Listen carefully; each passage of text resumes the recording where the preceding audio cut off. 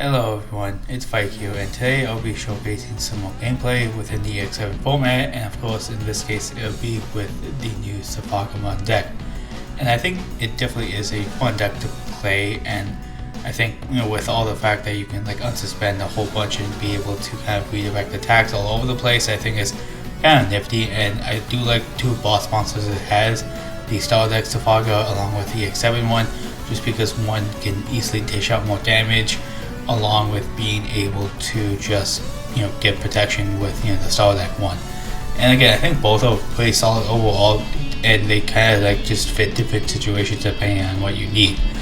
And in this case, the first match will be against Cyber-Rainforce, and I end up just having a rookie in the back, being able to switch out with the Star Deck Petromon, along with being able to play the show for free, just because I evoed into the Angoramon, and I ended up just choking them to 1. And I think choking a Cyber-Rainforce player to 1 to 2 memory is pretty effective for the most part, just because they usually pay 1 memory for the markets and whatnot.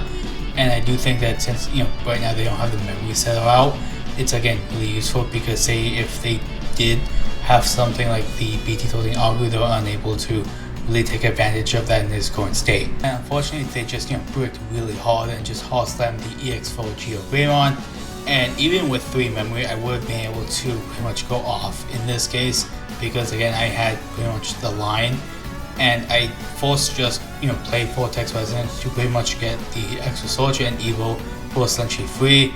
And here I could have gone into the EX7 Zephagamon, but I just want to establish the Star Deck one for the consistent protection, at least somewhat consistent protection. I didn't really need it in this case, and I could have easily again just went to the EX7 one and gotten a lot more damage off, possibly just because again it does have security +2, but again right now it didn't really matter as much because they didn't really have anything on board. And at least with this I was able to choke them to 1, and again I think the longer that the Star Deck Zephagamon stays on board, the better for the most part, because they can't really target it with DP minus as well, just because again they don't last till my turn. So I think in the end it's a good trade-off, because right now I'm not really concerned about killing them, because I do have a stack in the back just in case if the one in front ends up dying. But right now I pretty much decided to move up Evo for 1, and I do have the EX7 shuttle, so I just want to get that out essentially again for 1 memory. And this was pretty good value, simply just because of the fact that again I got a shuttle out for essentially 1 memory. And before I evoed up I just swung, and it didn't really matter what I suspended, simply because of the fact that he really couldn't do as much, and I tried to choke him to as little memory as possible. Again, while he does have the BT13 all in the back, so it can essentially be free, he kind of just has to waste the training in order to pretty much evo up. But at the moment he doesn't really do that, because I presume his stack could get easily just removed, because he doesn't have a lot of resources, because he does have the Geo in the back, but before he only had the Wookiee, so he'd have to break the training early on, and I could probably easily remove it on my turn. And sadly I ended up hitting into Heaven's Judgment, but for some reason they ended up hitting the Zephagamon and it didn't kill it. It was just 1 DP show, which is kind of unfortunate. And of course before I do anything else I just evo in the back to Angoramon, and in this matchup it's not really all that useful, just because the only things they play by effect are the Tameless. And I end up swinging with my level 5, just because again just in case if they can't kill it on their turn, I'm able to at least get extra damage in. And it does die, so the main target would pretty much just be the Zephagamon that I is left on board. But at the moment it's not the biggest deal, because now it's blocker, so they kind of have to be a little bit wary, because it's still 11k, so there's some over here and there. And now they finally decide to promote the level 4, and at least with the fact that the Angoramon, they're at least able to gain 1 back and be able to utilize the training to play another Marcus, which is still really good, because now they have 2 set up, and they're able to at least pretty much be able to make the Zephagamon 5k if they decide to go into the Cyber-Rainforce, so that way it's weakened at least a little bit. That of course is granted they go into the BT12 one, but usually with Cyber-Rainforce you usually do want to do that, simply just because of the fact that it helps you deal the most damage and kind of clear the board a little bit. But again, if it's the BT17 one, it still can be useful because it still also plays another Marcus and has a effect protection effect. So regardless, that's still fine, but in this situation I think BT12 would help out a lot more just because it would make my Zephagamon pretty weak because, you know, they have 2 Tamers, so it give mine 6k, pretty much putting my guy at 5, so if I do decide to block, I would pretty much almost be dead at that point, you know, at least with this stack. But I do have one in the back, so even if they do kill it, I still could kind of come back with that stack. And now they finally start swinging with, you know, Marcus being able to go into the BT12 Shine, and I think in this situation is the better one because again it makes my Zephagamon weak enough to the point where again it would pretty much die because the Marcus is now 6k. And of course I do, just because I don't want him to, you know, close out my security a little easier because of, you know, it would be 2 checks and my security would be pretty weak, so the chance of Marcus dying is pretty low at this point. But you know, obviously I just want to keep my stuff protected, and I at least could clap back with the stack I have in the back, as I said a few times already.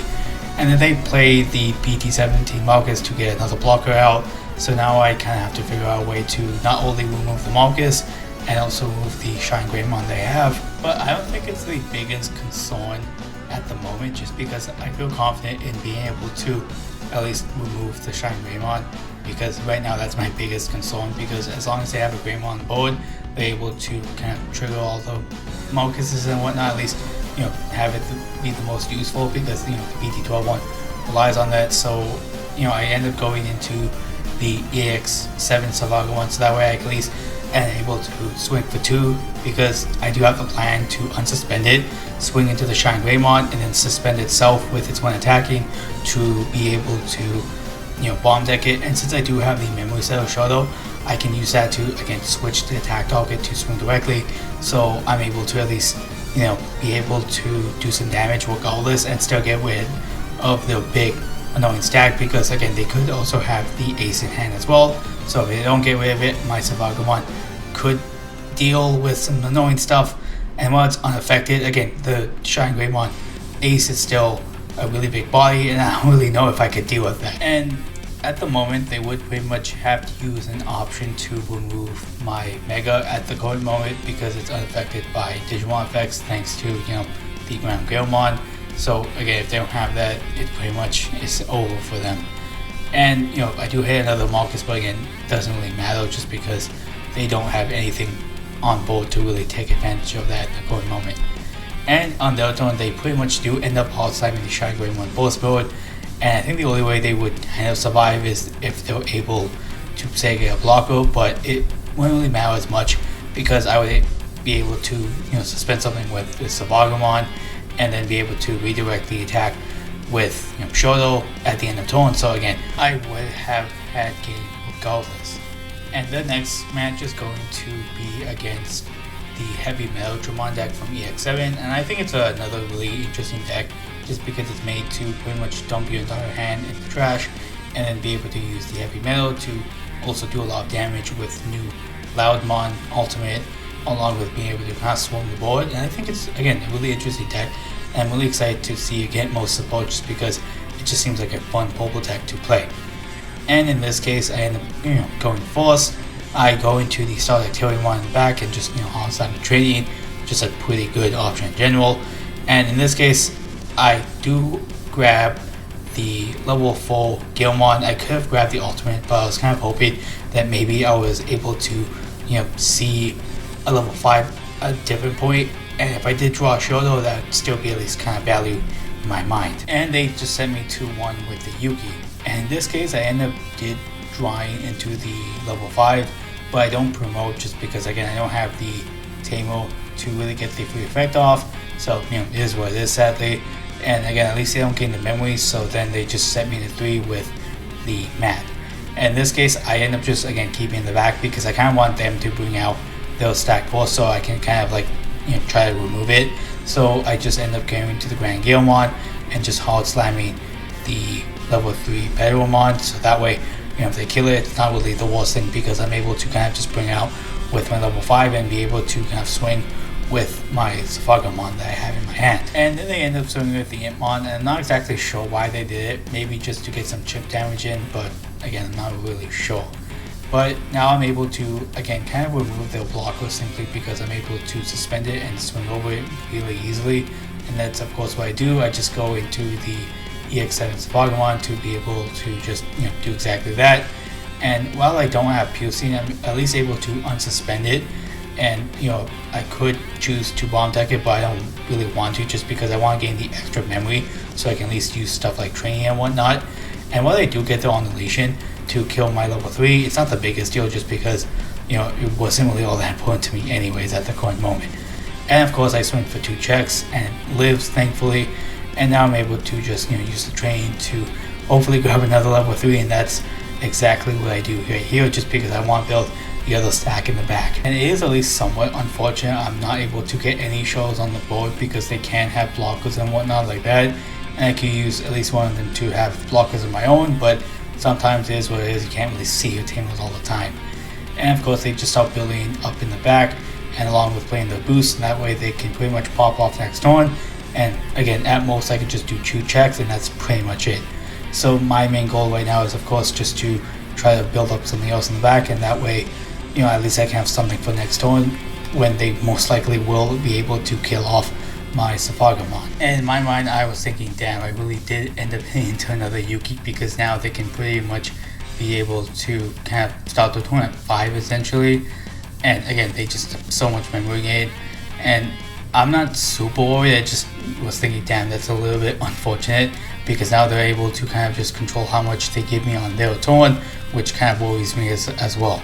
And now of course they'll just pop the boost to be able to keep turn with the aid of the mat, and of course they end up going into their heavy metal Dramon to be able to pop my stack and able to do 2 checks, just because again, since their cards in hand at the moment is 2, they're able to just gain extra check thanks to their ultimate as well.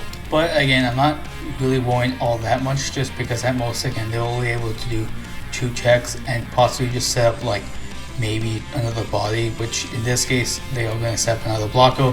But again, I'm able to pretty much be able to suspend it with my ultimate, so then that way I can really just ignore it entirely. And I end up going into the Angoramon, the EX7 one, but I think in this case it didn't really matter which one I went into, just because they both suspend stuff. So I just really want to suspend the blocker.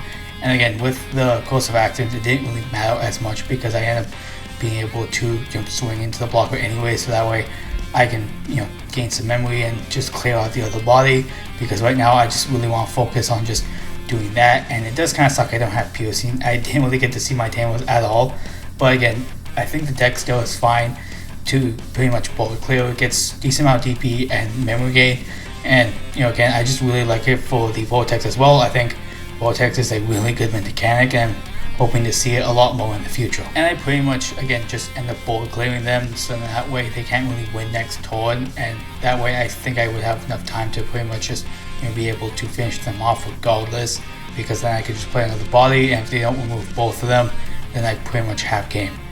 And this is pretty much near the end of the video at this point. I just want to say thank you for everyone who has been watching my videos. I'm actually really glad that I ended up getting to 40 subs and at the recording of this video. So thank you for everyone who's been staying around, watching the videos, and even all your new videos. Thank you so much for just checking out my videos. I just want to say again, thank you. If you liked the video, don't forget to like, comment, subscribe, so you can stay tuned for my future videos. See you all later.